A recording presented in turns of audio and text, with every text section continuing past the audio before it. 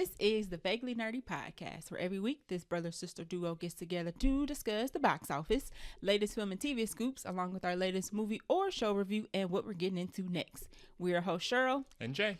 So this week is a throwback week. We watched the Santa Claus, which came out in 1994, so it's like 30 years old. But Jay is on deck for trivia. What you got?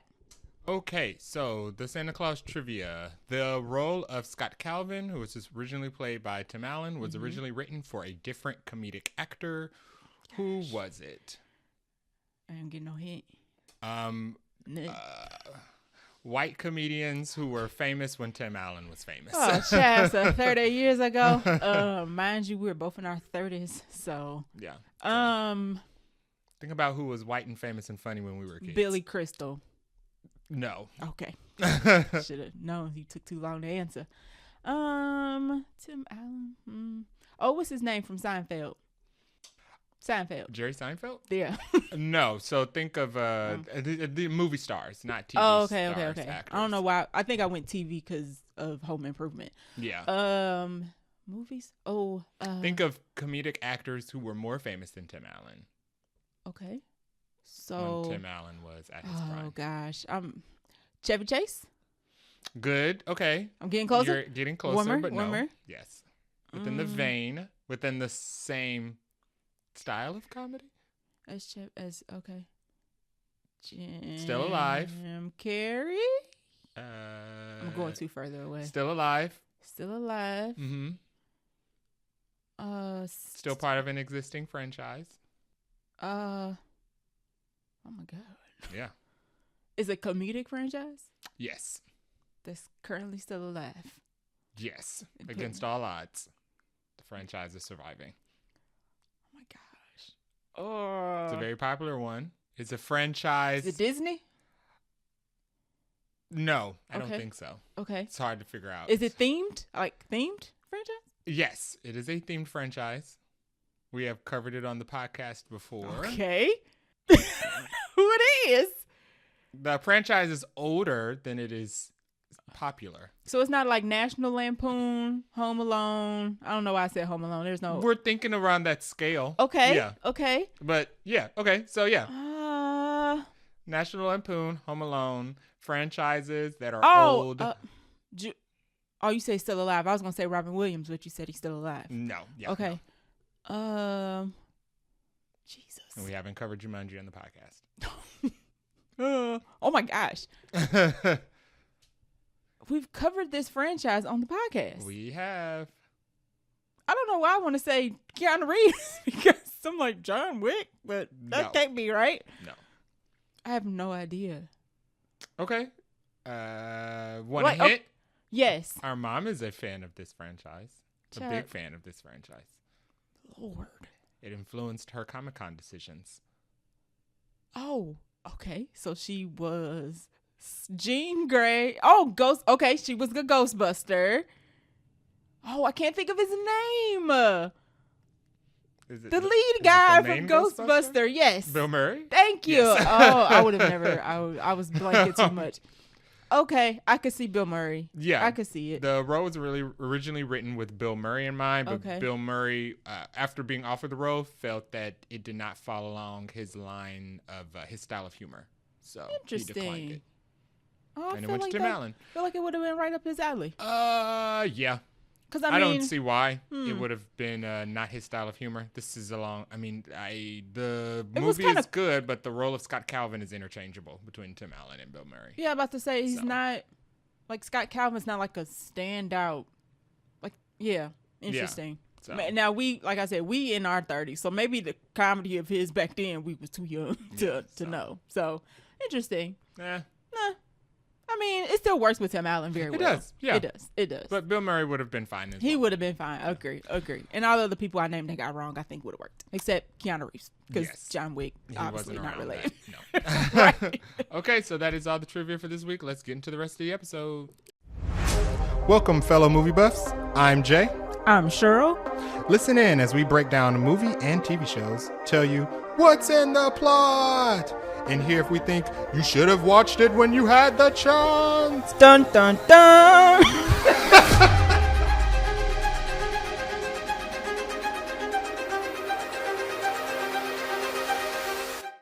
Okay, so I think news is probably gonna be like real quiet for the rest of the year because it's like the holidays, but we're gonna get y'all the news because that's what we do. We have 2 new movie announcements in our movie section. We have one big trailer, I would say. It's for a big movie. Sure. We're going to talk about it. And then a couple bites of Buncha Crunch in our quick news segment. So let's start off at the top. Danielle Deadwyler, who is like a favorite of ours now, and Adam Scott, who is also a favorite of ours, will be in a new movie called The Saviors. This will be a dark comedic thriller about a suburban couple whose life spirals out of control when they rent their garage to mysterious tenants. Ooh. First of all, love Danielle Deadwyler. She does, I think we last saw her in Parallel. I haven't watched Piano Lesson yet, but I think the last thing we saw her in was Parallel. Okay. So she can do dark. And then we have Adam Scott, who is in Severance and also from Parks and Rec. We love both. Yes. He can do comedic. Yes. This is a very interesting pairing, although I'm very excited for it. It sounds too close to the Jamin Hansu horror movie that's also coming out. Oh, because... Monster. Okay. Or The Monster. You're right, but that one ain't comedy. Right? Okay, sure. Yeah, that's This true. one, maybe one is more like horror, because I think one's kind of coming from the horror guy, and the horror guy with the horror studio, whose name I'm Blumhouse, I think maybe. I don't know about this one, but you're right. Those plots are a little similar. Yeah. So I'm just interested to see what makes the tenants mysterious. Are they like murderers, or are they just like weird, and it's going to be like some misunderstanding between the tenants and the homeowners? Yeah, and I wonder what these garages is looking like, because we got people living in these places. Like, what are y'all doing in y'all garages? Yeah, people turn their garages into like living houses, full apartments. Very interesting. Yeah. It's currently in production, so they are actually working on this right now. We do not have a release date yet, but we will keep you tuned in. I'm happy with Danielle. She is getting a very diverse filmography. Yes, for sure, and I like that. And the last thing we saw Adam Scott in was Madam Web, so I'm glad that he's still getting work after that. Yeah, I mean he wasn't the problem with Madam Web. Yeah, he should have known better. Yeah, but brother gotta eat, so it's he's not the only person getting work out of Madam Web still. So you're right. Yeah. Speaking of which, we're going to talk about Celeste O'Connor later on. Yes. Anywho, another movie that we have for 2 people we also like, Elizabeth Olsen, a.k.a. Scarlet Witch, a.k.a. Marvel, please bring her back as soon as possible, and Julia Roberts will star in a new movie called Panic Carefully. This will be directed by Sam Esmail, who was the director of Leave the World Behind, which is the last thing we saw Julia Roberts in, and Mr. Robot, which I did not watch. I watched. But quite good, right? It was on FX. Starred Sam Raimi. Right. And it was very good, yes. It's just very popular. So he will be the director of this. Not Sam Raimi. Rami Malek. Rami Malek, yes. I believed you, though. Yeah. I didn't question you. I was like, oh, yes, that sounds right. Because Mr. Robot was like a suspenseful, yeah, it was eerie... about hackers. Okay. But no horror, right? No. Sam Raimi could have did it anyway. But this movie, Panic Carefully, is described as a paranoid thriller in the vein of Mr. Robot, and also as well as Silence of the Lambs. Now, I don't know how those 2 movies converge, but they're both giving me eerie, creepy. Mr. Robot wasn't creepy. It was more of a thriller. Like, there was nothing scary about Mr. Robot. It wasn't like, it was like a dark web thing, right? It's like Bourne without the action. Okay. So it's like a lot of hacking and no martial arts, but running from people. Okay. No, Silence of the Lambs does not give me paranoid thriller either. So I'm not sure how they're using thriller. No, I don't even know what to categorize. Just thriller, mystery thriller. It's supposed to be a horror movie. I guess it was a murder mystery because you didn't know who the killer was. True. Yeah, okay. This is an interesting combination of 2 things to describe a movie as, but I'm here for Elizabeth Olsen and Julia Roberts in the movie, so I don't really care. I guess we need to know what the plot is. Sure. Yeah. You're right. I don't know who's the paranoid person, and I don't know who is bringing the thrill. Yeah, so maybe both. Just saying, we're making a paranoid thriller. I've never heard a movie nowadays. described as a paranoid thriller either. It's usually like psychological thriller. Yeah, usually if it's a paranoid thriller, it's just a psychological thriller. Right, because it means somebody's crazy. Yeah. Maybe it's like a, usually. Maybe she's saying things. Yeah, I was going to say. So I wonder if one of the characters is crazy. Verges in the horror. Now, we know Lizzie can do look crazy. So. She can. So, that's the last time we saw her. She's crazy. Yeah. So we don't have this movie currently. I don't think it's in production. We don't have a release date. But of course, as we learn more, especially get that first trailer, we will definitely bring you the news. Okay, so that is all the movie news for this week. Let's roll into the trailer park. Toot. Beep. Okay, so first trailer we have, and the only trailer we have this week, is for Snow White. This is coming out March 21st, 2025. It is going to star Rachel Zegler as Snow White, and it is going to star Gal Gadot as the Evil Queen. Yeah. And those are pretty much the characters in this movie. There's 7 dwarfs. Yeah. You have the 7 dwarves who I think are all digital. I'm not sure if they're motion capture or not. I don't know. I think the more CGI than the Hobbits, which I think is the route they should have went. Correct. I was gonna say the controversy around this was the fact that I think all the doors are all CGI. I don't think they're people at all. So there's nothing new. I mean, the trailer looks like Snow White. It looks good. It looks as good as the rest of the Disney princess movies that I haven't seen. I mean, other than Little Mermaid, what's an exceptional looking Disney princess? You know what's movie? Interesting? I have not seen any of the other princess ones. I did not see Beauty and the Beast. I did not. Mulan. Oh. Yeah. You're right. Yeah. Now they really jacked up Mulan because they took out all the songs and the good and the feel good. Hey. I don't know about this movie. I like Rachel Zegler, so I hate the fact that she about to get a bunch of crap thrown at her because people are idiots and annoying. But the style and look of her Snow White don't look that good. I think like her hair. Said she look like the hairstyle of Shrek. Snow White from the cartoons does not translate well to live action. It's really that the bump and curl. Ooh. That bump and curl is hard to maintain in real life. It just looks, and you can't see the end of the curl. It kind of like curls into itself. Yeah, it's weird. Disney should have done better with the styling of her as Snow White. But the way the movie looks and the way the trailer looks, it doesn't look any different from like Maleficent. That's what it looks like almost. It looks like Gal Gadot is almost trying to channel Angelina Jolie's Maleficent, which I mean is where this is from. Yeah. This derives from. I mean, not wholly from Maleficent. Well, I guess Maleficent was Sleeping Beauty. Yeah. We getting our dark. Very close though. But right. Gal Gadot seems to be channeling like Angelina Jolie's Maleficent from the Maleficent movie. I mean, they got the same kind of get up a little bit. I mean, once you get to the thimble on the finger part of the story, they're essentially the same exact story. It's Disney Evil princess. Queen. Right. After young princess runs away. Right. Yeah. I'll be honest. I don't think it looked good. I think it looks the same as the rest. The only thing that concerns me is the acting. I don't think Gal Gadot is strong enough in this trailer to be an evil queen, but maybe that'll change when she has more lines and more scenes. I agree with you. The trailer is not pulling it off. It's giving me Red Notice, Heart of Stone. Rachel Zegler seems Wonder fine. Woman 1984. Rachel Zegler seems fine. She seems on par. I like her. So it's her. She not the problem. The only other thing styling of her outfits. The only other thing in this trailer that troubles me is the dwarves. I think that they should have went the Hobbit route. You're correct. Instead of the fully CGI or like 90% CGI. It's just a Hobbit route, like you said. I don't know why. They should have just went with realistic people that were like shot smaller, comped into the scene. Yeah, I don't understand why they. It had to be way more expensive. Because she still would have had to film by herself. Right. So it's not like they had to. Yeah, it's not like it was easier to film this because they used CGI in the shot or anything. Maybe they thought it was gonna be, and then the end result ain't panning out. They don't look. I don't think kids, because I'm sure this is targeted toward kids. I don't know how the target audience gonna take them dwarves. I don't know.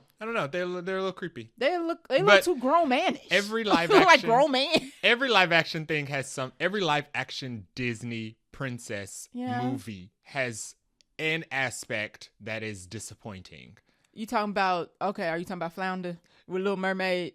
Flounder. Okay. With Little Mermaid was a jump scare. They fixed it. And the dwarves in this one are nightmare fuel as well. I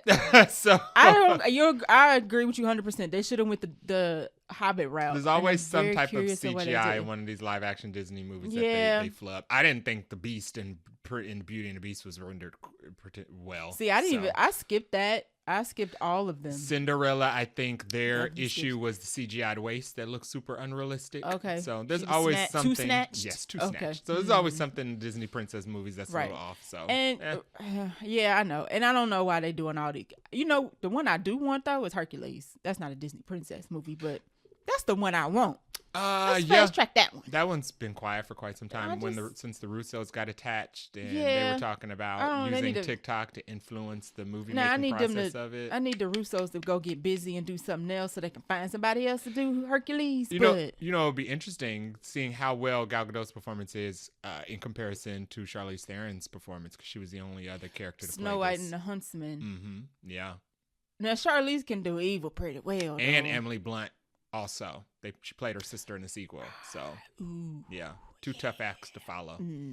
It's a gal wasn't given. Yeah. We ain't seen the movie yet, so maybe she does for the full-length feature. But Rachel was good in Hunger Games, and it is a musical, and Rachel She sounds good. Mm-hmm. And she sounded really good in the musical sections of Hunger Games. Agree. So, we know that'll be good. Right. Yeah. I don't think song's going to be the problem. Yeah. It's kind of everything else, unfortunately. But okay. We'll see. So that is the only stop in our trailer park this week. We will be, are we going to go see this? Are we adding it to our calendar? It's March. What else do we have in March? I ain't got to March yet. I got February. Okay. But you know what? I don't think anything else is probably going to open this weekend because it's a Disney live action. We'll have to discuss when it gets closer because movies keep moving. So Also true. Yeah. And I think they've already pushed Wolfman Snow White. just moved. So no, Wolfman stayed one of them days moved. One of them days So moved, now they're the same weekend. Yeah. So movies keep shifting. Exactly. Maybe we might. I mean, we might. Sure.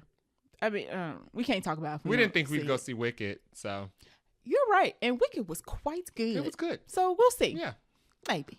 All right. That is all for the trailer park this week. Let's dive into this Buncha Crunch. All right. So we only got 2 bites of crunch this week. The first up is, I feel like Scream is becoming like the Christopher Nolan in terms of every week we get a new cast member. So this week for Scream 7, we have Celeste O'Connor, who we just mentioned, talking about Madam Web, and Asa Germain, I think is how you say his name. I think so. Okay. Or have been cast in Scream 7. So Celeste O'Connor we last saw in Ghostbusters Frozen Empire.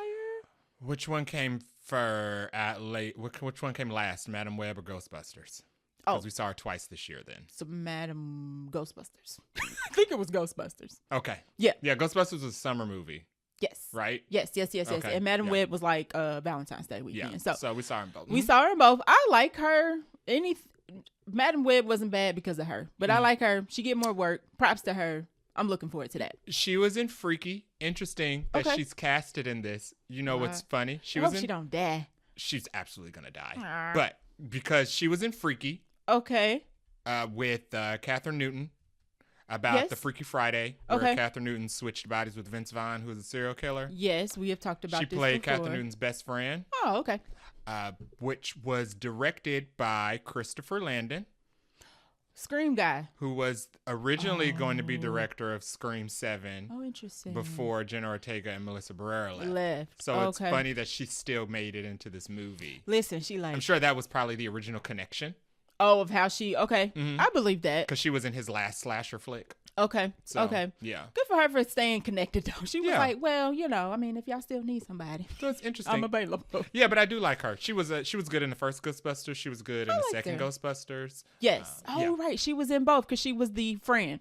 That moved with them to New York for some strange reason. We ain't questioning that. It was kind of strange. Yeah. Like, I think she was like interning or something. Like, this is a convenient location for an internship. Yeah. Okay. As far as Asa, he's from Gen V, which we didn't watch. Oh, he's from Gen V. Yeah. Okay. Not watching that, but good for him. Yeah. I'm going to assume that he's good. Yeah. So apparently he's also going to be in the next season of The Boys too. So.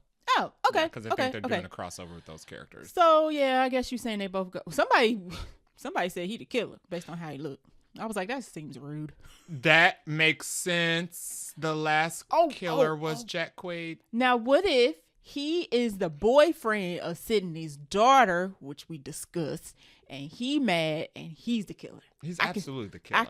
No, now. I think he's the killer. Yeah, He's the killer, and Celeste is gone. So I don't like how we trying to figure this movie out. I think It ain't she's even gone. out I yet. think she's a goner. So Who's what we Celeste? do know for a fact is they're within the age of Sydney's Teenage daughter. newly retconned teenage daughter. So they're probably going to be her friends. You're or at right. least attendants of the school, So or in her, because the killer Yeah. picks a friend group, so they're gonna be in the friend. In group. the friend group. Yeah. You're right. Maybe it's Celeste. Switch it up. I'm very interested who the opening kill is. Oh, That's what I'm interested They're probably in. gonna save it, right? They should cast some. Well, they didn't save Samara Weaving.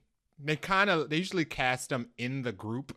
They And always we just cast, don't know until the movie starts. Yeah, but it's them. usually whoever's like the most famous one, I don't think they cast the person. and they haven't yet. casted them yet, Yeah. unless it's Hmm. Celeste O'Connor, Interesting. because she's the most famous out of the three. I wonder how this movie's gonna be received, given all the controversy, and the fact that we probably not getting the Fine. movie they originally were planning for. Fine. I think the Yeah. horror movie crowd is easier to satisfy as long as you give them like As long as the movie's good. a good entertaining slasher. Listen, Yeah, y'all better as make long this as Scream movie is good, it'll be good. Okay. Yeah. We'll see. People originally didn't like that Jenna Ortega and Melissa Barrera were coming into Scream because they felt like I they feel were like I shifting remember from that. Sydney. So maybe well, now they'll we're back. feel like this is course correction. Right. Now we're back. Yeah. So that'll be interesting. I'm sure we have more cast announcement coming because we got to fill out all the people that's going to die. So. Just don't make Sydney crazy and paranoid like Jamie Lee Curtis. I didn't like that. Oh, and Halloween. Yes. I didn't like how they made Lori like paranoid, kooky, crazy Okay. older person who like lost all her Sydney's family. never been like crazy. No, yeah. Keep her don't do mind that. intact. Yeah, don't do that. Don't do that. Don't do that, y'all. Don't do that. All right, next scoop of Crunch is Sam Richardson from Veep and Ted Lasso. Jessica Biel and Tiana Parrish Hey. join John Cena in the live-action Matchbox movie, which is the race cars. Yes. Which I don't know how I feel about this movie, but I'm glad Tiana Parrish is getting work. I mean, we'll have to, like we said, we need to know what the story is going to be. The movie is about a group of friends who must work together to stop an impeding world disaster and rediscover their friendship along the way. So it's a power friendship movie. You love those. Those are your favorite, don't you? Don't you? Power of friendship Shay movies? loves a power friendship movie. I'm lying. He don't. He hate those. It depends. Trying to think of one Transformers 1 was a power friendship movie. Was it? Yeah. I mean, the Okay. friendship fell apart. Okay, But most of it was carried by friendship. At the beginning. Yeah. You're so right. it depends. Okay. Thor Now- Ragnarok was a power of brotherhood. It was. Yeah, but them was two very good brothers though that we Toy loved. Story. It depends. It depends on how the power of friendship is used. Yeah, we'll see. As long as the power of friendship is a motivator and not a plot device. Okay. The power of friendship can't be the thing that defeats the evil. It can be the thing that motivates the characters to defeat the evil. Yeah. Dungeons and Dragons was a power of friendship movie. But it was very good. You like that one. Yes, but they blew the villain up. They didn't Yeah. destroy the villain with She kindness. did turn so. into ashes like Voldemort at the end. So, So you're right. It depends on how the power of friendship is used. You're right. I'm happy for Tiana Parrish getting work. I might actually be interested in watching this now because she in it. Yeah, I'm still interested to see like what is this going to be about? Is it like is the world going to be, because it's live action, so it's not like the Lego movie where we went into where the world was made up of Legos and we kind of escaped the real world. Because these have to be like full size cars and whatnot. Yeah, so like is the world going to be like, is it going to be like Ghost Speed Racer? Like where the world is like motivated by racing competitions? And that's like the big event. Like there's no football, there's no basketball. It's like just racing. Yeah. I don't know. That's how Speed Racer was. Well, yeah. That's why it was so exciting, because it was like the only sport. The only reason why the childhood friendship thing is interesting to me is because this is from Extraction director Sam. I can't think of his last name. So I'm kind of like Extraction kind of got a power friendship. Sam Hargrave? Yeah. Yeah. But as you said, friendship. I mean, they're friends. And Extraction? They are work friends. Co-worker. Power of Killer co-worker friends. teamwork. Right. Is what it is. So this is an interesting angle for him because this is way different from Extraction. So I'm curious. I need to know what the story is. Okay. Because the real story. It's kind of like the Minecraft movie, where the Minecraft movie is nothing like the game. They've created some entirely different story. Because so who knows what the writers can come up with. I hope it's good for Tiana's sake. Yeah. I'm absolutely. always rooting for her. So yes. Please let it be good.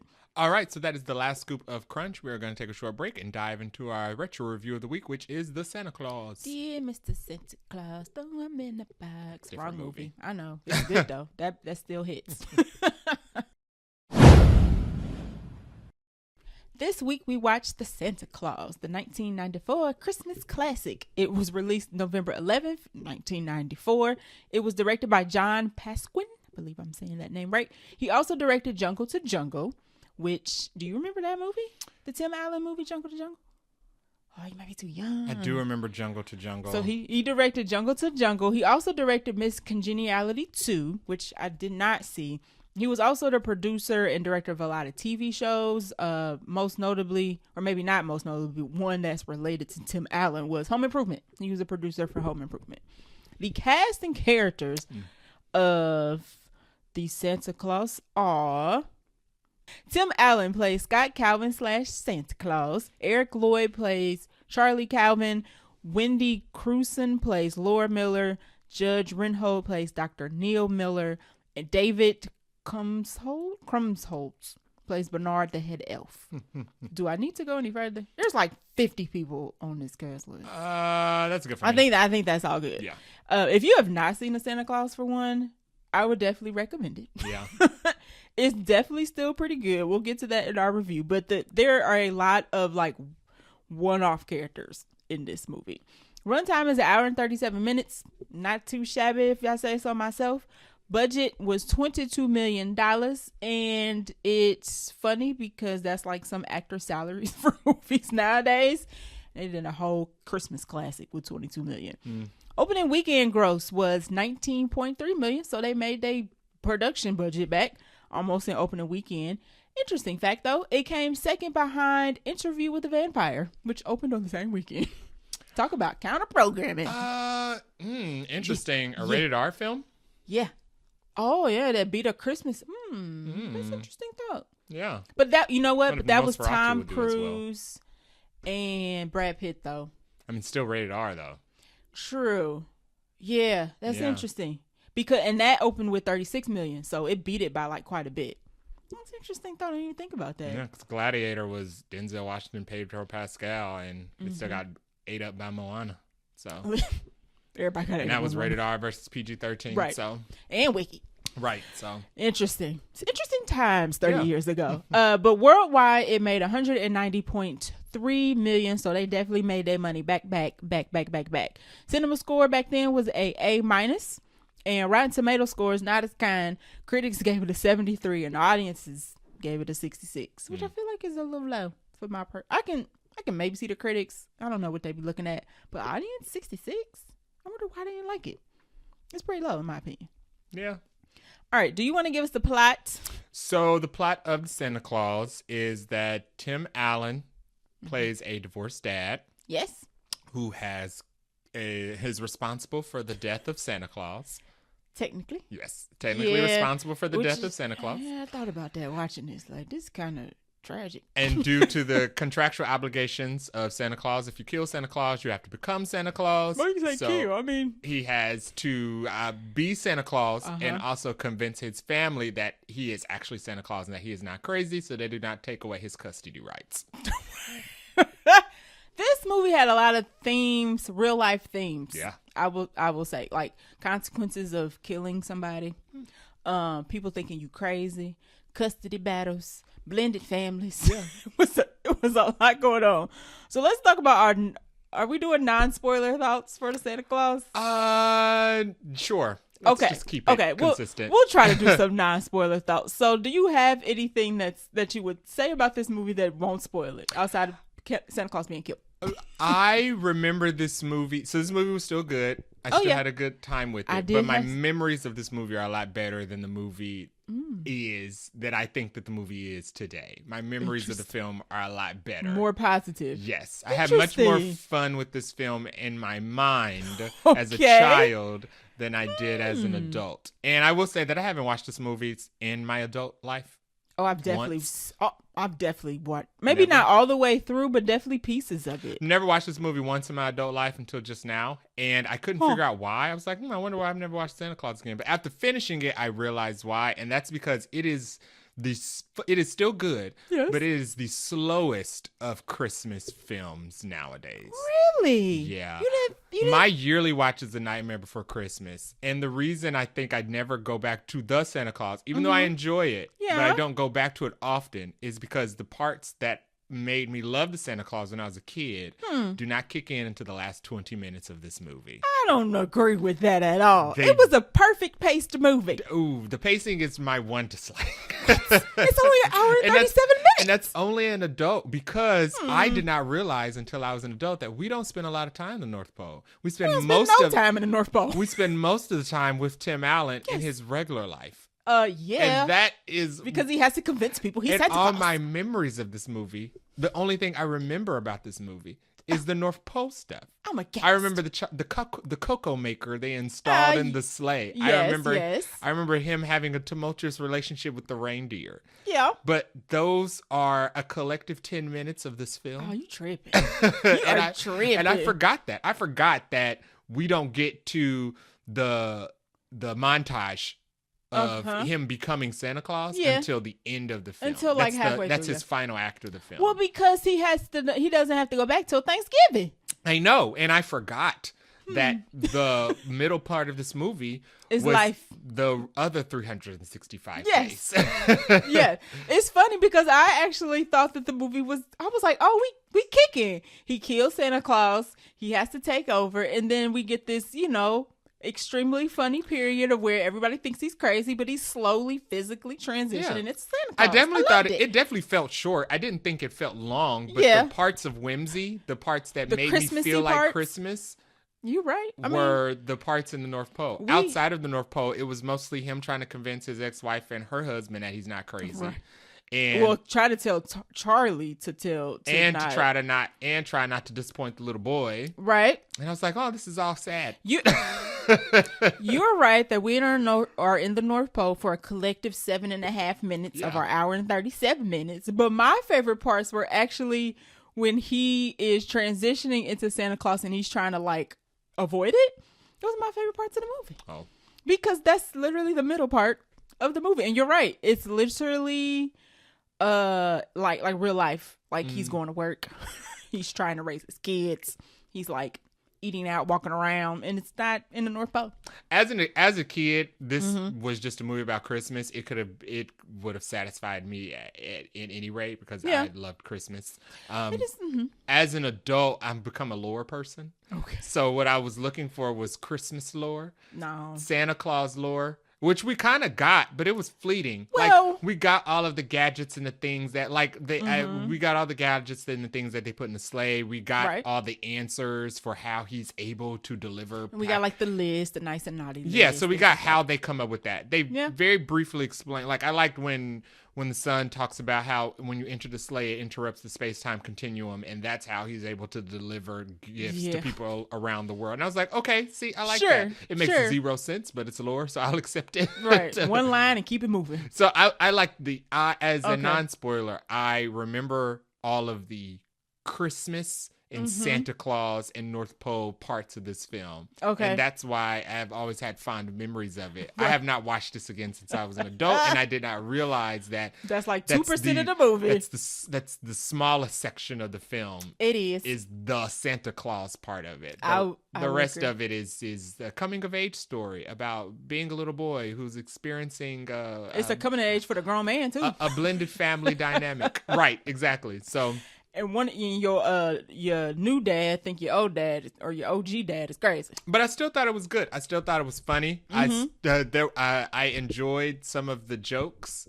The jokes are very, for this to be a kids movie, some of these jokes is a little okay, that's an adult joke, and not in a sexual way, but more in a that was very rude and condescending. Why would you say that to somebody? There's some inappropriate jokes, and there's some slightly racist jokes that I didn't quite get, but we'll get to those later. Okay, I didn't pick up no racist ones, but I'm curious. It was definitely it's definitely still a good movie. I enjoy watching it. Definitely still holds up well, I think. I agree. Yeah. I don't know if they people are still getting divorced. Kids still remember Christmas. This is a story that still I was gonna say, applies. As of if you tried to release this today, of course you had to tweak it. Now the biggest thing, it's not a spoiler, there's no Mrs. Claus. I mean, that comes in the sequels. Oh, does. I've never seen the sequels. Then what I did also realize is that after finishing this movie, I looked up the other movies, and I think what ended up happening was I saw all of them. Oh, did you? But I have not seen any of them since I was an adult, so my memories of them all blended together. So all of the fun North Pole stuff happens in 2 and 3. Ah, okay. Yes, and we spend less time in the real world in the sequels. I mean, that makes sense my memories because blended together. That makes sense because what else would you do on the real world once you've established that he's Santa Claus? Yeah, the sequel was, I think, about him finding Mrs. Claus. Okay. Okay. Yeah, because that's one thing I noticed. I was like, wait a second. He ain't got no Mrs. Claus in this whole movie. Yeah, those are my non-spoiler thoughts. Where was she at? What else do I have? So I have CGI Goofy. I mean, it wasn't that often. It wasn't that. There's scenes where he has to chimneys like move around because if you don't have a chimney, he still comes down. I'm like, okay, that's interesting. But they did the best with what they had, but it definitely looked like it's from 1994. And what else do I have? The two dads were weirdos. I didn't remember not Goofy, but Tim Allen's Scott Calvin is not a great dad. He's like one of those. He's like not a CEO, but he's like a corporate guy, and he works too much, and he doesn't pay attention to his son and spend time with him like he should. Which is ironic because he makes children's toys, which is funny because it's always like that though. It's like a trope. Megan. It's like she a made trope. Kids toys, and she was like an absentee. Always the people who make the toys are like the worst parents. Yeah, it's very funny. But Neil, the mom's new husband, so Charlie's stepdad, is also weird. He's a psychiatrist, so he does that like psychiatrist thing. And I was like, I didn't remember Calvin being as bad as a dad, and I didn't remember Neil being as awful as a stepdad. I was like, both of y'all suck. Actually.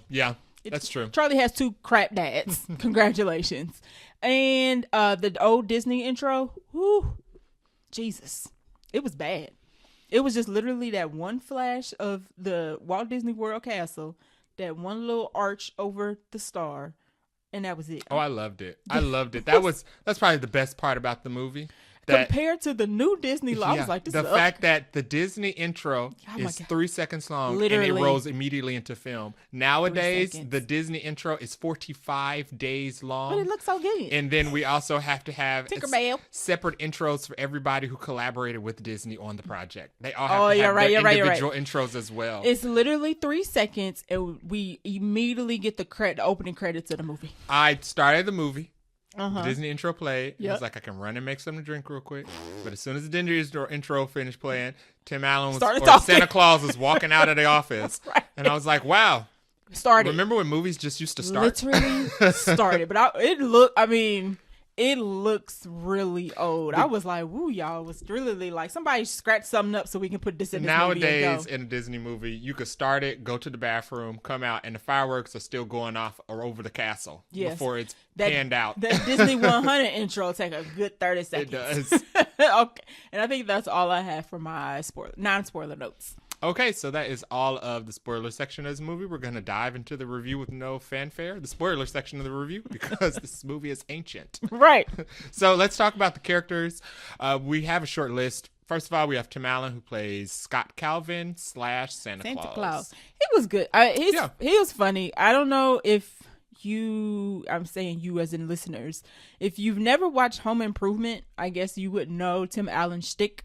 But it's also in this, and he's a perfect character who's like rude, condescending. You can see why he's divorced from his wife. But he does a good job of playing that, I'm trying to tell my kid that Santa Claus is real, but I actually don't believe this junk. Yeah. And then he has to go through the whole process of becoming Santa Claus. I think he plays that to perfection. Yeah, he definitely, it's kind of like from TV screen to movie screen, because he goes from Tim the Toolman Taylor to Scott Calvin, and they're kind of the same person, except Scott Calvin is who Tim the Toolman Taylor would be if he got divorced. Yeah, and he's more corporate. Scott Calvin's like more of a corporate guy, and Tim the Two-Man Taylor was just a TV guy. Yeah. But I liked him. I liked his humor. I liked his sarcasm. I thought him and Neil were both weird, but I liked their back and forth. All the back and forth between the characters was just hitting. I thought when he asked Laura where they were going for Christmas dinner, and she said we're going to Scott's family. He said going he said dinner at the Pound. Yeah, and then he started barking like a dog. I was like, wow, that's just intense. rude. And I was like, some of these, for this to be a kids, and it's rated PG. Some of these jokes definitely went over kids' heads because there was no way y'all caught on to all that sarcasm if you were like 8. It just didn't make no sense. Oh, when he was cracking on Neil's sweaters. Neil always was the butt of the jokes. He was also always wearing like a Coogee sweater. Yeah. But Neil deserved it because he was always trying to do his psychotherapy babble. And it's like, Neil, nobody got time for this. He did. Relax. But I thought it was funny. I liked his moments when he transitioned into Santa Claus. I didn't remember his behavior changing, like his interest changing when I watched it as a kid, like when he goes to his office, his first corporate meeting after he starts gaining weight. And his interest about when they do the presentation about showing Santa Claus driving down the street. He's more like engaged. Yeah.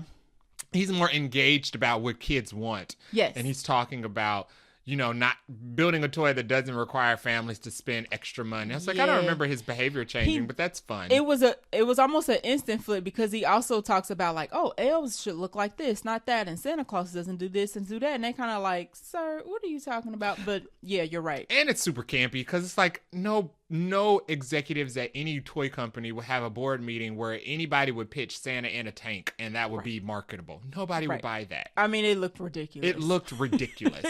It made no sense. Like, Christmas is like the one, no wartime at Christmas. No war talk at Christmas. Right. You can't have a tank at Christmas. But you're right. He kind of instantly starts doing the Kris Kringle feels. Yes. And mindset before he even fully realizes that he is turning into Santa Claus. Yeah, but I thought Tim was good. He was a great fit for this role. Yeah, it still holds up, and I like his Santa Claus once he actually is like, oh yeah, I'm Santa Claus. The makeup and the prosthetics still held up. Prosthetics, the outfit, all that, he still looks like your old school Santa. Yeah. So that was still good. That was we have not changed the look of Santa in 30 years. All right, let's talk about Charlie. Charlie was cute. Yeah. Charlie was still. I felt bad for Charlie because his home life sucked, but he still came across as the cute little kid who just wanted to do Christmas. I feel bad though when nobody was like believing him, and he was really trying to plead his case, and they was just not believing the little boy. Like, oh, Charlie, I feel so bad for you because I believe Santa because I'm watching this movie. Yeah, he was a good child actor, charismatic. He delivered his lines very well. I thought it was funny when he would like pull out some of the psycho talk that he picked up from Neil. Oh, in the beginning? Yeah, talking about how his dad would lash out irrationally about whenever Neil was brought up. And I thought, that's funny, you're picking up like Neil's stuff. Right, which also shows how Neil was just doing too much. Yeah, and I also had a note that it's so funny because they dress Neil like he's 30. They dress Neil like he's... Yeah, in the opening scene when the mom not opening, but in the scene when the mom drops Charlie off with Scott for Christmas, and Neil's standing in the hallway with his hands in his pockets watching them argue, and he's like wearing jeans, boots. Oh, it's Charlie. You saying Neil. You mean Charlie. Charlie, yes, Charlie. Yes. Mm-hmm. They dress Charlie like he's 30. They dress him like he's a full grown adult. Don't have on no like, Transformer t-shirt or nothing. No. You're right. He's dressed like Tim Allen, which is funny. Jeans, or pull over like a collar shirt. He's wearing like a undershirt, a Henley, and a wool like plaid button up. Charlie is dressed for professional. Yeah. Mm-hmm. And no kid. He doesn't have no kid's backpack, no kid's coat. He don't have no clothes. Oh, he has a pillow. Yeah. And I was like, where Charlie clothes? He had like kids' bed. He had maybe he stayed over his dad's bed sheets at his dad's house, but he didn't come over with any kid stuff. No. Like no kids logos. Like nowadays, if you see a child walking around outside, they're branded in something because they love everything. They love Charlie every type was of dressed like toy. His dad, or he was dressed like Neil. Yeah, he was dressed like Neil. He was dressed like his stepdad. And I thought that was fun. It was like Charlie doesn't believe in Santa Claus. He's 30. Right. So I do like how I like the relationship between Santa Claus, Scott, and Charlie once they both were like, yes, he is Santa Claus. And I like how Scott was trying to protect Charlie to say, hey, I know I'm Santa Claus and you know I'm Santa Claus, but nobody else believes it. So, we got to keep this a secret. And Charlie tried as he might.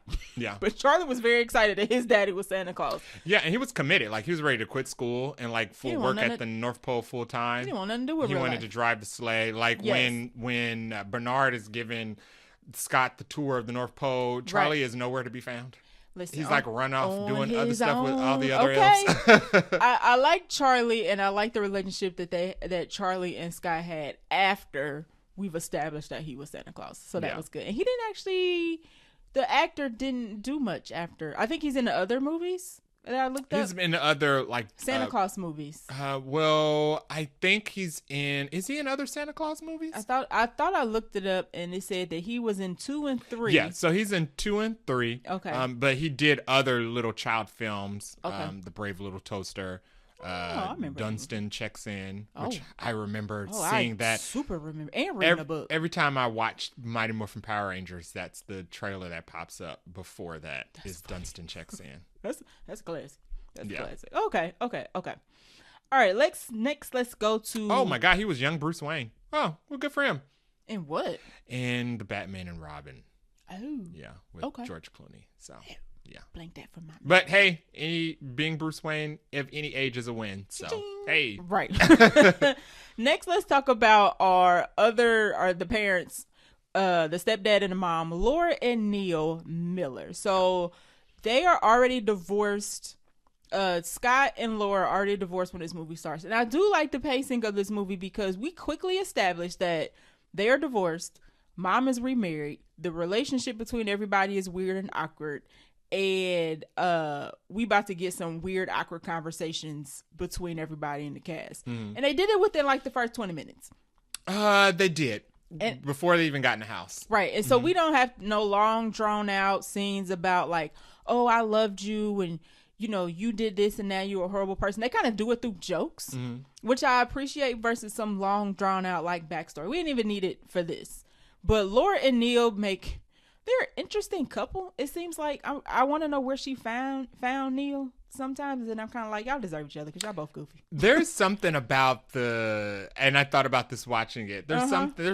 We have to come up with a genre of film for movies about redeeming the ex-husband or ex-boyfriend. Okay. But I like that they didn't try to force them back together. Like, they didn't try to put Scott and Laura back together. Neil and Laura gonna stay married, and they didn't try to break up the marriage between Scott and Laura because they clearly were not a good married couple. No, they don't. That's not what I meant. They weren't trying to put them back together. They always stick the wife with somebody who doesn't make sense why she's with. Yeah. They did the same thing with Michelle Williams and Tom Hardy in Venom. Okay. They do that in these type of movies and you're like, where there's like a meet divorce or a breakup, and they have the ex-wife or the ex-girlfriend get with some random guy that makes zero sense why they would have gotten together. And this is slightly different. Or maybe it's just for the sake that he's different. He's the polar opposite of Scott, so that's why she went over there. Super different. Like, Neil is he's like, because they keep calling him Dr. Miller because he's a doctor, but Scott's like, he's not a doctor. He's like a psychiatrist. And they're like, dude, that's Sam and Ellie. They gave Ellie that random husband. Sam and Ellie. From Jurassic Park. Oh, yeah, I forgot. And then divorced him off totally screen. Totally forgot she was with that man. Yeah. You're right. Because Neil obviously don't seem like he matches Laura's swag. They always stick the wife with like some rando. Right. That doesn't make sense. Right. But as far as the two characters, they fit this movie perfectly. All the squabble back and forth between the three of them is very good. I like the fact that I don't really like the fact that the mom let Neil kind of take over in terms of, he's a doctor and obviously we as adults know that Santa Claus isn't real. But Charlie is like, my dad is Santa Claus. I don't care what y'all got to say. Yeah. But so they think that Scott is pushing it on Charlie, so they take away Scott's parental rights. And she just goes along with it. That was an extreme reaction. And I was like, you just gonna let Neil take away your son's father's right? Like, now that part was kind of like, girl, stand up. I don't think parental rights should even been in a discussion. Right. Okay, so the man, I don't like that part. The man is an absentee father. Sure. She didn't dislike that too much because he's still going over there. for Christmas Eve. For of Christmas all Eve. days. Exactly. Right. So you drop him off when you need your alone time. So it's not too much of an issue. Exactly. But, okay, so he believes in Santa Claus, and maybe that's just him and Charlie's thing. That's Scott and Charlie's thing. And she even they have says Santa that. Claus, and that's what, and you see that it turns Charlie's attitude around Scott. Like, now he wants to go over there all the time. Charlie is happy as a clam. He's happy. Okay. And she even says at one point where I guess they're like at the judge, at the court hearing or whatever. She's like, is this really what we should be doing? Like, is this really the right thing? And Neil's like, yeah, you just can't have a child believing in Santa. And it's like, why not? Neil had trauma because Neil hasn't been happy since he was 3 years old. So his goal in life was to become a stepfather to ruin another child's childhood. Right. So the actor plays Neil perfectly, but Neil's a character. I'm kind of like, somebody punch Neil in the face because I forgot that he was this annoying. Neil had his bubble burst about Santa Claus and he was 3. Yeah. So he's determined to ruin every other child's imagination. He tells his story about not getting his weenie whistle, and she turns to him like, you were 3? First of all, you don't remember this. 1, you were 3. 2, right? It was a whistle. Oh, Oscar Mayer weenie whistle. You lost your faith in Santa Claus over what could have cost 10 cents. Now, I do think that's a plot hole, but we can get that in the likes and dislikes. What, the plot hole that he disliked Santa Claus? No, the plot hole that 2 of them stopped believing in Santa Claus because they didn't get certain gifts, and I was like, well, why Santa ain't giving them their gifts? Ain't Santa supposed to give you what you want? I was kind of like, that's intriguing. I have other questions about Santa we can get into later as well. All right, and then let's talk about our last main character, Bernard, who plays the head elf. I thought Bernard was good. I didn't realize Bernard was not in this movie as much as I remembered him being in this movie. He's not in maybe 5 minutes total. I liked his scenes. I liked that he was like the bossy elf. He's a little too bossy, though, at the beginning. But, I mean, he's like the most adult-presenting elf. Right. There. I mean, they're all like 1,000 years old, but they're all like kids. These is much older elves. Because normally elves be like, I'm like 400 or 500. Judy was like 1,200. I was like, Judy, Jesus Christ. Yeah. Change jobs. Do something. I liked Bernard being like the older bossy elf that kind of like ran the North Pole when Santa wasn't around. Right. I liked his back and forth with Scott about taking the contract, putting the pants on. He was about the rules. I will give Bernard that. He wasn't playing about who was going to be Santa Claus. He was very serious about his business. Yeah. But I also like that he was kind to Charlie. Yes, and I liked him and Charlie's dynamic as well. Right. I like the fact that he wasn't like, he was rude to Scott because Scott was being like oblivious. I mean, he ain't know no better. But I like the fact that despite all that, he was still cool and kind to Charlie. So that was cool. I like that. Anything else we have to say about characters? No, that's all I have about my characters. We can get into our likes and dislikes.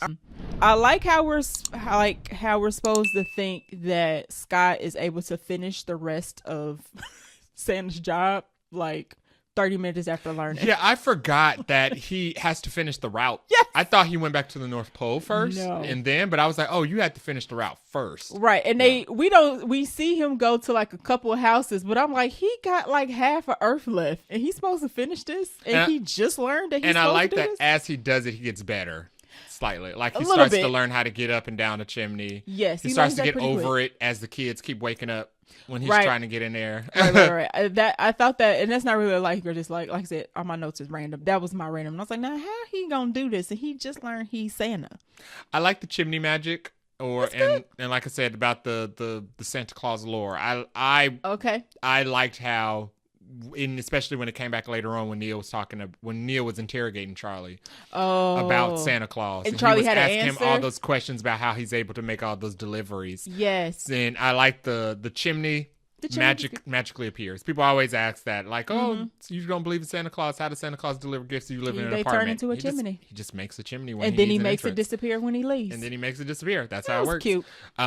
I liked the installing all of the upgraded gadgets into the montage was good. Yeah, montage was good. It was cute, goofy. When they do a little break dance in the hallway for no reason. Yeah. But it was still cute, and I actually still love the concept of a hot cocoa maker in the slab. I like the set of the North Pole. Very good. It was fun. It was still as fun as I remember it being. I don't remember the entrance to the North Pole being that dramatic.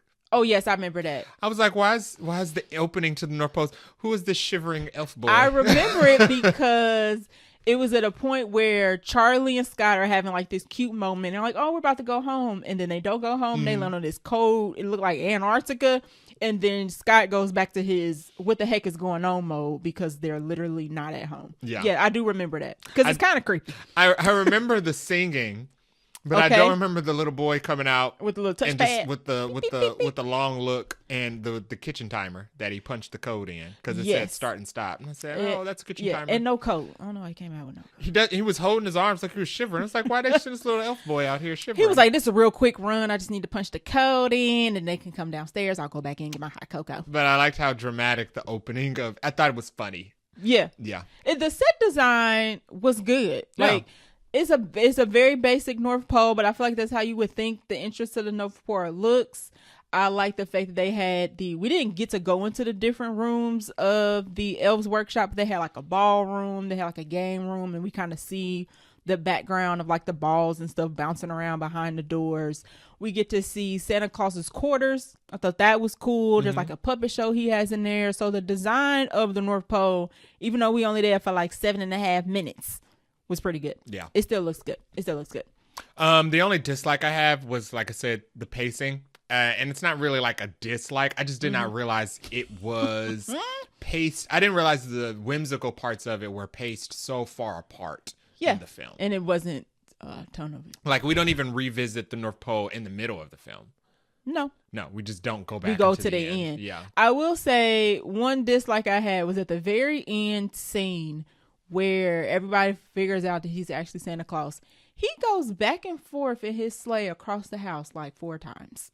I have no idea why they do that. Like, he gets on his sleigh and leaves, and he lifts up, and then he zooms away, and then he comes back to drop off the gifts, and then he comes back to say bye to Charlie, and then he comes back and he finally leaves. And I was kind of like, y'all, speed this up. Drop these gifts off and get Santa on his way because he got a job to do. To make up for all the Santa stuff they didn't put in the rest of the film. It seems like they were trying to cram as much sleigh and Santa in those 5 minutes. I was like, if Santa don't take off this very moment, I'm about to throw my remote at the screen. Go on, boy. It felt like Neil wore the same sweater every day. They were slightly different. Okay, so it wasn't just me because I didn't feel like rewinding. When Scott finally makes fun of his sweater. Yes. At the end or near the end, in the middle of the movie when he comes to pick Charlie up. And go for a walk, he mentions his sweater. I was like, is that the same sweater that he was in earlier in the movie? Also, Bernard makes a funny joke about his sweater because he goes, did we make that? Yeah. He looks at the tag. I was like, did y'all put a tag in these? That was also, they do crack on his sweaters quite a bit. Probably because they look the same, maybe. I didn't get the Denny's joke with the Japanese men in the Denny's when he was like, "Oh, it's an American institution," and it was full of Japanese people. Well, I think he was saying that because Denny's used to be like the.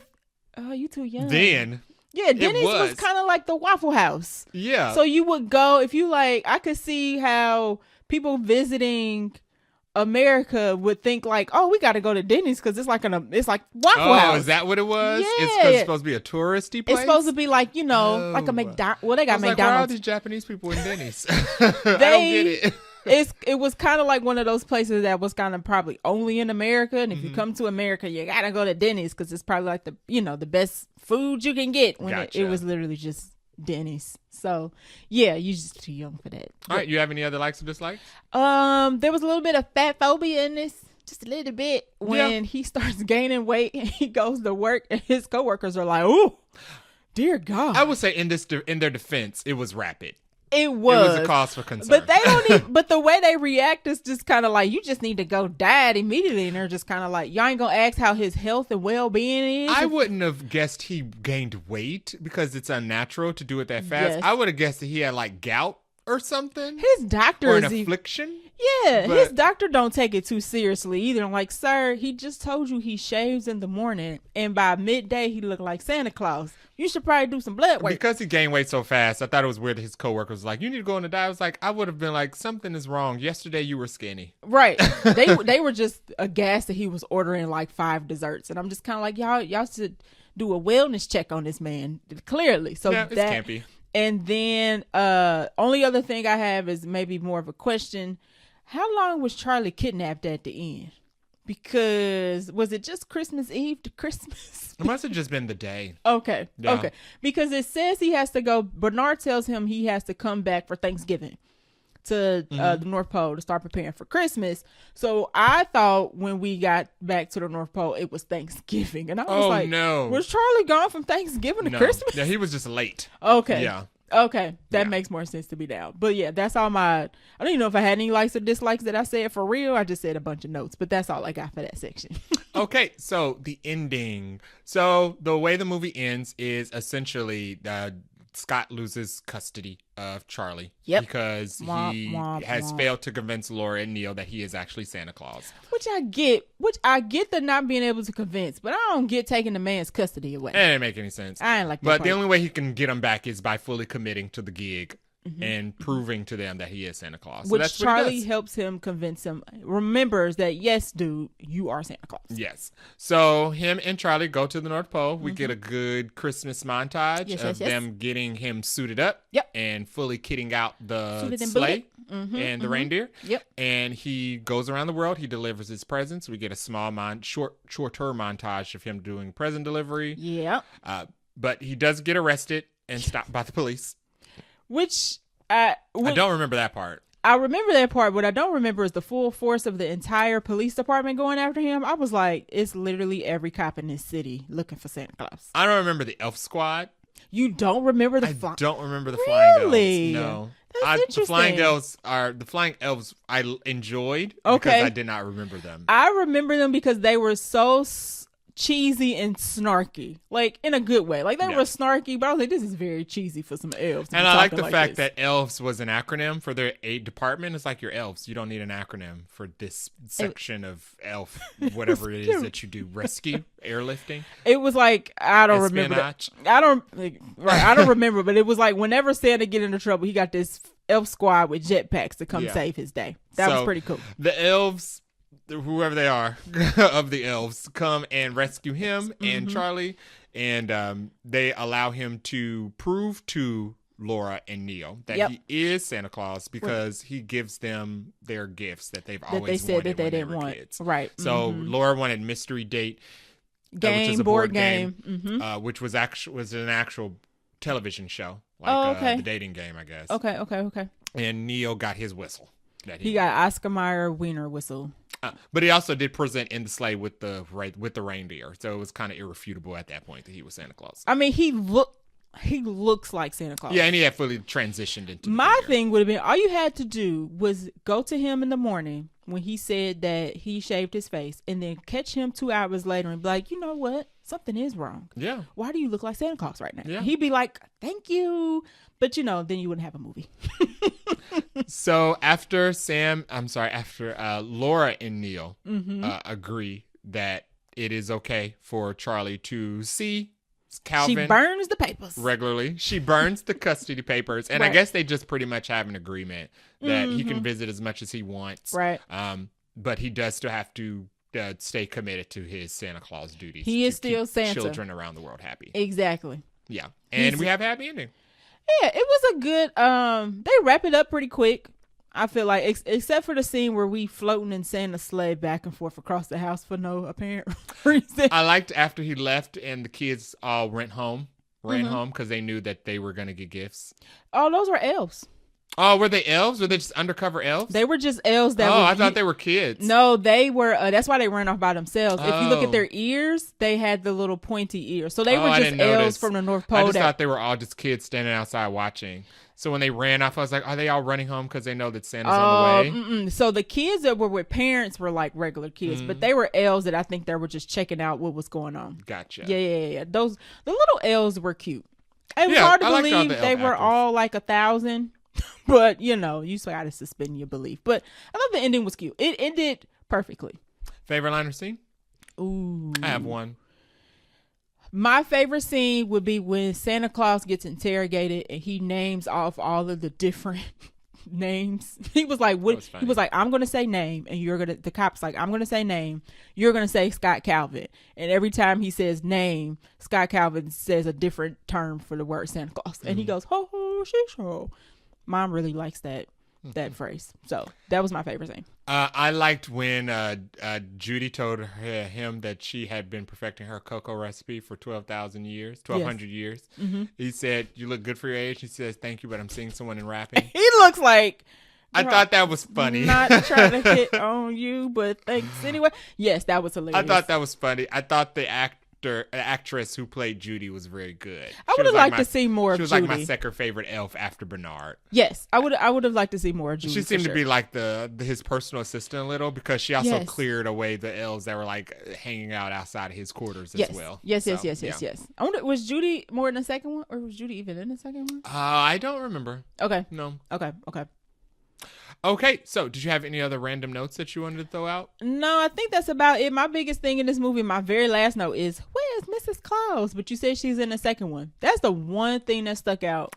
And I understand why they didn't, because it wouldn't have made any sense for him to have a random wife. And she'd be like, where is my husband? So I get it. It makes sense. But I was wondering. I was like, where is Mrs. Claus at? And the other note I had was, I think it's interesting that when he comes back, like as the first time they go to the North Pole, the elves don't seem too concerned that it's not the man that left. They come back and they're like, hey, Santa's back. Oh, it's a different guy. It's cool. We got work to do, guys. 364 more days to the next Christmas. So I thought that was funny. I want to know if Santa faked his death, because he was not dead when they took the card and ran away from him. I think he was dying. And his body was gone. I think it's interesting. Okay. That maybe he did not die. You think he was ready to go? I think that he was done. Because one of the very first things that Scott asks when he gets there is, how does he get out of it? And Bernard tells him it's a lifetime gig. And I think it's very interesting that Santa was not dead when he waved away because I mean, if you were dying, you wouldn't wave. It is a very interesting way. So like, you wouldn't wave it, right? Maybe he wanted out, and he was kind of just like, I can't get out of this unless I'm dead, so I'm gonna fake my death. That is an interesting theory, but I also caught that Scott keeps asking when we're doing our Christmas montage. He's like, how do y'all keep me from falling off the roof? Because they have all these improvements and advancements on the sleigh and GPS tracking and a flame resistant suit. But he's like, okay, but what if I fall off the roof? And they actually I don't think we ever address it. No, they don't. And they just kind of like, well, we'll get another guy just like we got you. So I was like, I ain't going to address if that man fall off the roof. But that's an interesting theory that Santa was just done and he needed to go on. Because if you notice in the second one, we didn't watch the second one, but the second one is about how the strain of having to be committed to this yearly and not having any personal life or social life gets to him. Okay. So that's why he has to go on a journey to find Mrs. Claus, because they tell him that if he doesn't get married, he can't be Santa Claus. Like, that's part of the contract. You can't just be Santa Claus and single. You have to find a Mrs. Claus. So now that even begs the question more. It was, where was Mrs. Claus in this one? Yeah. But we don't know that yet because we ain't got to the second one. But okay. So, but he also wasn't married because there was no Mrs. Claus. Right. So. Interesting. Oh, so he faked his death so he can find a woman so he can live his life. Yeah. I'll go with that. Interesting. I don't mind that theory. Yeah. And I like it. All right, let's get to our rating. I'm going to give this a 4. Nicole Kidman's. I think it still holds up. It's still funny. Good runtime. You're right. We could have been in the North Pole more, but my favorite parts of the movie are actually Scott's transition into being Santa Claus and how he has to help Charlie navigate him being Santa Claus. I'll also give it a 4. Okay. And my 4 is because we could have been in the North Pole longer. I feel you. I did like the transition parts. I did like the regular non-magical human parts of the story. Yeah. But my favorite parts are the Santa Claus parts, and they were not in the movie as much. So it's funny that you went in this like, oh man, all of my Christmas dreams about to hold on now. Yeah. Where's Christmas? Yeah, I thought we stayed at the North Pole a little bit longer. Yeah. After he first gets the gig, but once Bernard tells him, you leave tomorrow and you don't come back till Thanksgiving, I was like, we're leaving? Gone. We have to go back? Literally wake up back home. Yeah. Okay. That's you probably had a very interesting watching experience. But as a film, it still holds up. I still had a good time, but I was just waiting for us to get back to the North Pole. And then when we got back to the North Pole and I checked the time and it was an hour in, I was like, this is it? It's about to be over. Yeah. So was the second one as good as this one? I don't know. It's weird. It's weird to call a sequel as good. The second one has all of the North Pole parts that are missing from the first one. Okay. I'll say that. Curious. And the second one, I think, Either the second or the third one. One of them has to do with him finding a Mrs. Claus. Yeah, I think his Mrs. Claus ends up being one of Charlie's school teachers. Because Charlie ends up on the naughty list because he becomes a bad teenager. Of course he does. Yeah. So he ends up like falling in love with Charlie's like school principal or something. Who also lost her belief in Santa. So he has to like fall in love with her and make her believe in Santa too. Okay. And then say, hey, do you want to be Mrs. Claus? And she's like, actually, right. Sounds and like then convince her that he doesn't think that she's a joke because she thinks that he thinks that she's a joke because she's an adult who still believes in Santa, I think. Okay. Yeah. Interesting. Okay. I don't think I want to watch it. Yeah. Charlie becoming bad. I love Charlie too much as an innocent kid. But all the fun North Pole parts are in there. And I don't think Bernard is in the second one, but I think he's in the third one. Oh. I think they recast him in the second one. Now that's weird. Yeah. Interesting. Okay. But 4 Nicole Kidmans for both of us on this one. Yeah. Okay. So that is the Santa Claus. If you have not watched it, you should do yourself a favor and go watch it. Give it a go. It is good. And it's Christmas season. What are we watching next week? We are watching Kraven the Hunter. It is that time for another Sony Universe movie. Maybe it's the last one of the year. We don't actually know which one we get next, but they got to keep making these because they need to keep that they rights to the Spider-Man stuff. So I have middling hopes. I have low hopes for this. It is another movie about a Spider-Man villain who was popularized because of his involvement with Spider-Man. So for some reason, they are continuing to tell his story without Spider-Man. They've without already any type of Spider-Man. There are three living Spider-Men in the world right now, and they have refused to pick one to do a single thing. They have already said there's no after credit scene and no mention of Spider-Man at all. It shouldn't be. After the movie's over, let us go. Free us. Listen, because we was waiting forever for them Venom after credit scenes, and I believe this is tracking to do better than Madam Web though, which ain't saying a lot. No, it's not saying a lot. It's actually saying nothing. No. So, and I like Aaron Taylor Johnson. He's not the problem. I don't have faith in this film. And Russell Crowe. I think Russell Crowe's good too. I think this is all and Angela, You Are All of Us, whatever her name is. DeBose. Yes, Ariana DeBose. All right. Oscar winner Ariana DeBose. Yeah. So I don't think the acting is going to be a problem. I think it's going to be literally everything else. Yeah, I think it'll just be the writing. The writing will be bad. Yeah, and y'all might say, well, why review it? Because, this is what we do. Yeah. So it's comic book stuff. It'll be interesting to talk about. Maybe. If it is, you know what? Madam Web was fun to talk about. Oh, Madam Web was hilarious. It was a great conversation. Madam Web was the most entertaining, frustrating watch of a movie I think I've ever had. Yeah. So there we go. And we know this one will be bloody, so it'll spice up our week. Yeah. But that is the end of our episode. Thanks for listening. If you like our show, please give it a share. You can also leave us a review on Apple Podcasts or on our website, vaguelynerdypodcast.com. Where you can also leave us a voicemail if it's nice, because if it's not, I get to leave a rebuttal. And you can also follow us on Threads and IG at Vaguely Nerdy Podcast, Blue Sky, and the Bird app for now. We are Vaguely Nerdy Pod there. You can also reach us via email at vaguelynerdypodcast@gmail.com. And if you are listening to this on a podcast app, you can watch our animated show on the YouTube, where we are Vaguely Nerdy Podcast. All right, until next time. Bye. Bye.